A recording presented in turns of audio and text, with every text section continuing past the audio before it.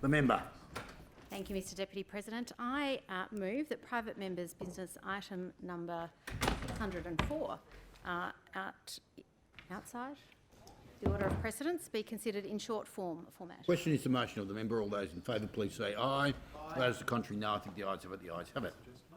Thank you, Mr Deputy President. On 26 June this year, the Fédération Internationale de Football Association, FIFA, announced that Australia and New Zealand would be joint hosts in the 2023 FIFA Women's World Cup. For those who stayed up through the night until 2 o'clock in the morning to hear the announcement, what an exhilarating moment it was. We won. Not since the Sydney Olympics have we had such an exciting announcement in world sport. The FIFA Women's World Cup is one of the largest sporting events in the world, and the 2023 edition is set to be the biggest yet. In a series of firsts, this tournament will be the first Women's World Cup in the Southern Hemisphere, the first in the Asia-Pacific region, the first to be co-hosted by 2 confederations, the first to have 32 teams, up from 24, and of course the first Women's World Cup to be held here in Australia. In 2018, the New South Wales Government announced it would bid for 10 World Cups in the next 10 years, which, if successful, could potentially contribute over $1 billion to the New South Wales economy. 3 of the 8 World Cup events already secured by the New South Wales Government are Women's World Cup events, including the FIFA Women's World Cup 2023.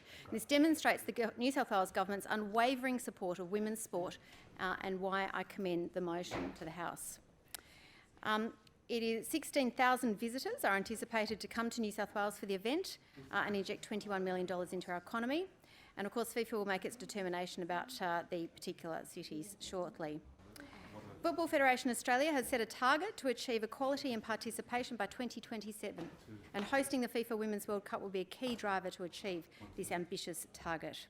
Our delivery of the Australia-New Zealand 2023 tournament will embody our passion for women's sport and demonstrate our commitment to equality and fairness, which will be broadcast to millions of viewers across the world. And by the time we are watching this, Mr President, live, the COVID pandemic will be a long-lost memory, hopefully.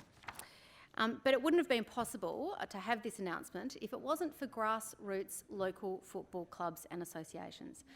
We are lucky enough to represent New South Wales in this place, but I'd like to acknowledge a couple of associations close to my home. The Manly Warringah Football Association in Cromer Park, which governs the 17-member clubs in the Northern Beaches, formed in 1947 with over 18,000 players, including 6,000 women. It's the biggest football association in Australia. Northern Suburbs Football Association, which governs 30 clubs, as it says, from the Harbour to the Hawkesbury, with 16,000 plus players. NSFA has the Sapphires 8 to 11 age girls program, which I quote, will play a critical role in the future where we'll increase the depth of female players. It also has the Diamond League as a development pathway specifically designed for girls.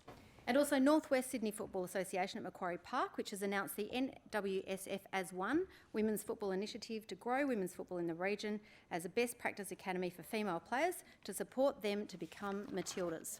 These local grassroots clubs are essential for the growth and progression of our young women destined to play in world-class competitions.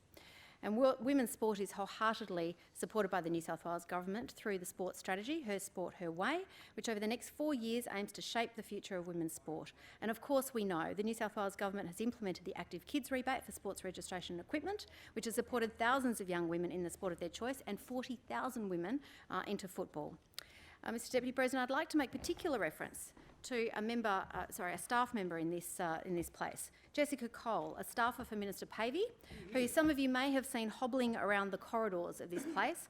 Jess injured her knee before having the chance to take the field for Panania Ladies Division 2, but that didn't stop the girls and her team making her feel part of it, setting up a chair on the side of the ground so she can watch. So I'd like to thank Jess for her persistence, and that's what grassroots football is all about.